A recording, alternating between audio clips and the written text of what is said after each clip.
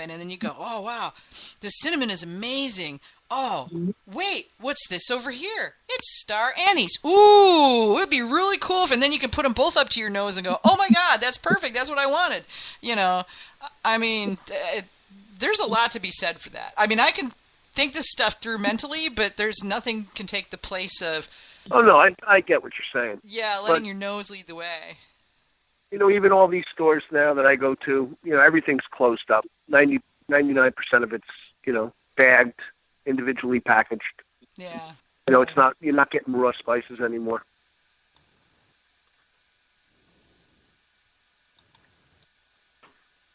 So, It's definitely nice also talking to people in person, and getting people's advice about stuff like that. It's kind of one of the nice things about, going to a farm and saying, so, what do you got growing right now? What do you suggest? And, I love hearing about stuff I've never even heard of. Oh, and be like, all right, that sounds good to me. I'll try that. Let's give that a try. Yeah, I'm totally with you there. I like new and exciting fruits and veggies and something different, Yeah. Oh, yeah. So, yeah. I think it's probably why, one of the reasons why we do the hobby, it gives us, it's that creative extension, Yeah, I think without you may a doubt. Yeah, I think you may be right there. So back to the BJCP for a second. I was just kind of looking through. Oh, okay, yeah, and this kind of ties in actually. AJ, you had this question that you added when we first started. Yeah, one of the biggest challenges I have is trying to figure out how to educate my palate and also how to expand my vocabulary and link it to what I'm tasting. Yeah, absolutely, and that's kind of what the training, training does. There's a lot of really good resources. What's the name of the organization? It's like the American Society of Brewing Chemists, the ASBC. They have something called a beer flavor map that they created, and it's really kind of interesting. It kind of has all these descriptions of that not only apply to beer but apply to honey too. So like, how many times do you hear like, oh, what's this honey smell like? Floral. Well, like, what do you mean? Like geranium? You mean rose? Do you mean, what are we talking about here? So, the flavor map is a really kind of good way to kind of expand that vocabulary too. One of the other things, I think about is, sitting down and taking a class. If that's not an option, sitting down with just a good friend and someone, and just kind of going back and forth. What are you getting? What are you picking out here? You don't have to go overboard. It doesn't have to be like I'm getting, overripe, Asian pears. It does, overripe Asian pears from the winter months. That's whatever. You don't have to get overly complicated. But from the south side of the mountain in the Sri Lanka province, picked in the sun. Yeah. Well, like I had a man with an eye patch. Yeah, I got an experience. I got an experience last year where one of the people on Mead invited me to participate in a tasting of a bunch of different meads that he'd made using the same honey and different yeasts. And I was able to pick out the differences, but I wasn't able to describe the differences. And,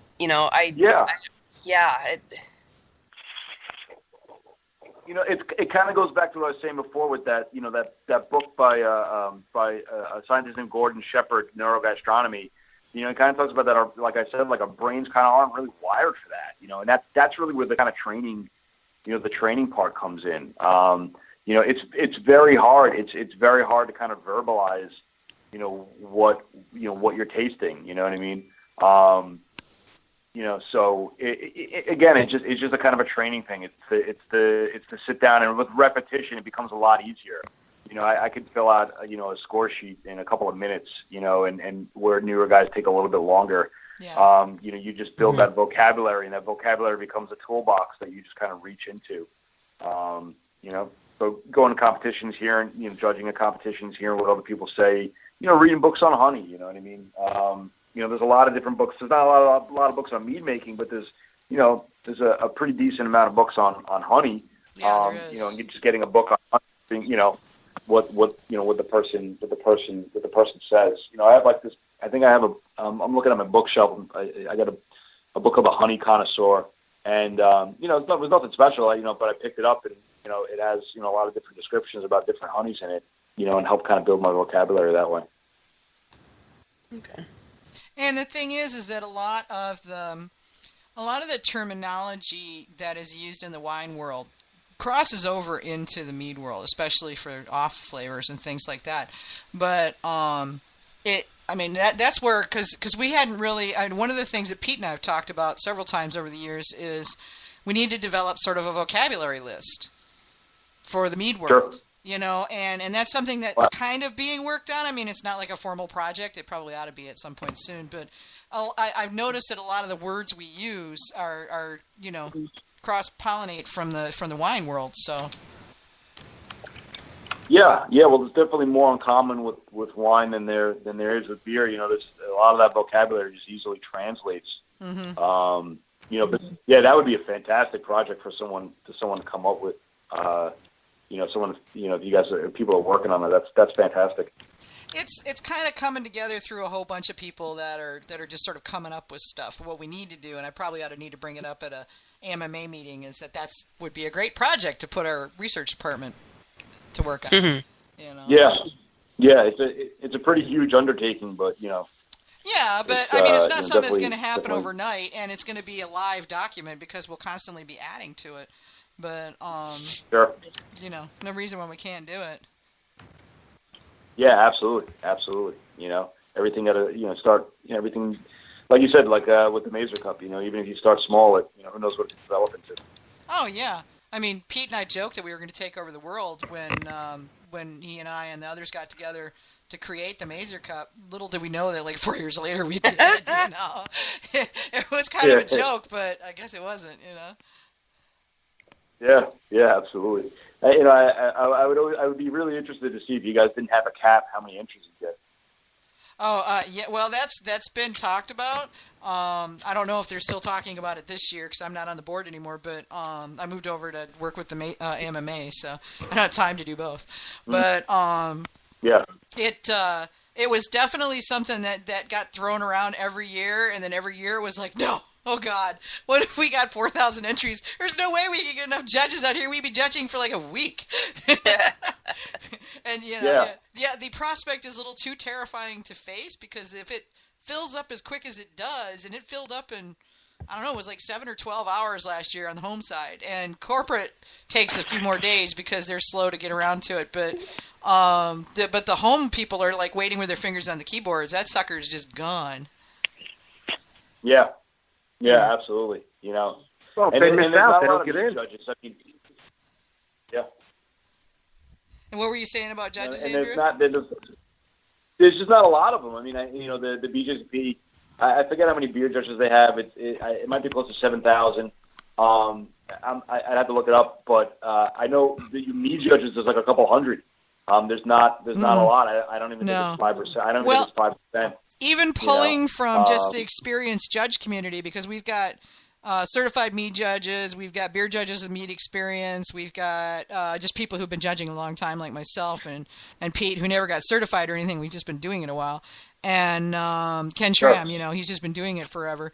And then there's professional mead makers with a really good track record. They will often volunteer to judge. So we get people like Andre Abirad from Intermeal, who possibly makes some of the best mead in the North American continent. I mean, that guy's mead is sublime.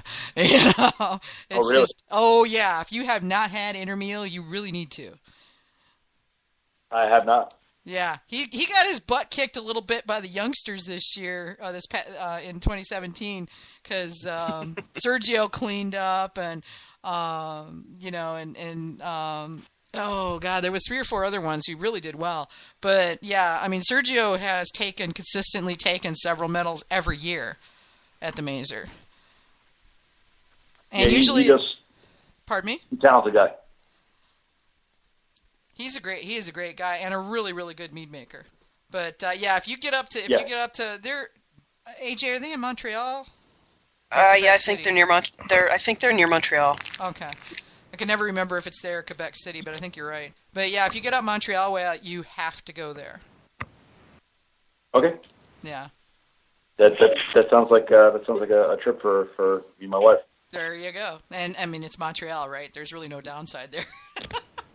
Except for driving in Montreal. Well, except for driving in Montreal, but yeah, I mean. And the road map looks like someone dropped some spaghetti on the plate. Well, that's Atlanta, Fair enough, if you guys are used to that. Yeah, they turn the deer trails into roads, and then they just change the name whenever it suits them so that people get confused. Yeah, that's exactly what they did. They're cow paths that turned into now they're interstates. It's ridiculous. Oh, jeez. Yeah. Oh, maybe that's what happened with Montreal. I don't know. Yeah. I will do anything to avoid driving there myself. Yeah. So they were trying to stave off invaders, maybe. Yeah. Yeah, you never know. Those darn those darn Newfoundlanders. Newfies. Newfies. There we go. That's easier. The Newfies might come down and invade. Yeah, I was trying to get all the syllables in there. So yeah, I'm just I'm interested in exploring flavors as much as I can. Bobby, you had talked about that. You come up with a lot of umami style meads. So they're not sweet, they're not sour, they're savory. Yeah, I think so. But I steal a lot from what I do from where I go to eat. Mm-hmm. And I look at what other people like the black cherry with cumin. That's so interesting. I like that. I saw that in, I think it was Cajun Cafe in a dessert. And I said, wow, this is really good. But I think a lot of people are afraid to experiment and go that far out with it because they really never had it. And the easiest part about it is when you go around to all the different ethnic foods, like I like Middle Eastern food, I like Indian food, Japanese, Japanese mix plum with everything. Oh, yeah. Yeah. Yeah. You get the tannins in the plum. It goes perfect with honey. So plum honey, plum tea with honey. You can do anything with it. Yeah. And I love the Japanese plums. I'd love to get my hands on enough Japanese plums to do a Japanese plum mead, and I got a couple spices in mind. I just got to find out how to get the plums. But there are so many different, especially in the Asian markets, they do a lot of that. I took Carvin came to visit for a little bit in November, and we went down the city, and I brought him to my tea shop, and he went to the tea shop, and he was smelling all the teas and the ginseng root. And some of the teas down there are a couple $100 a pound.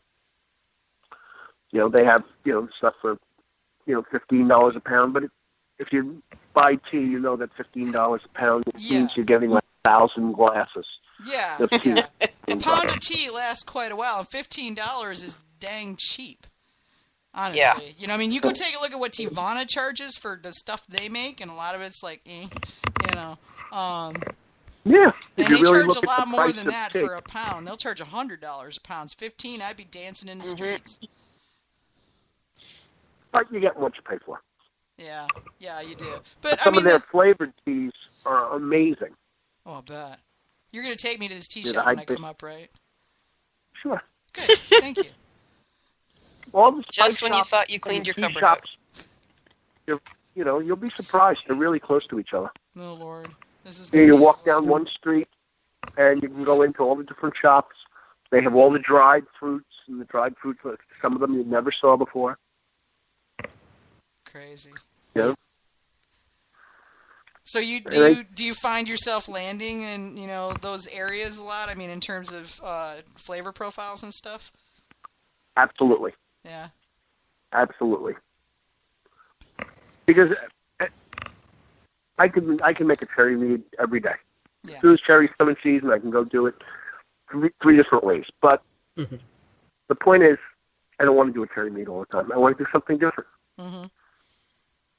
I just don't want to have chocolate cake. I want to have chocolate cherry raspberry cake. Yes. We all want to have something different. That's what I like to make. I get bored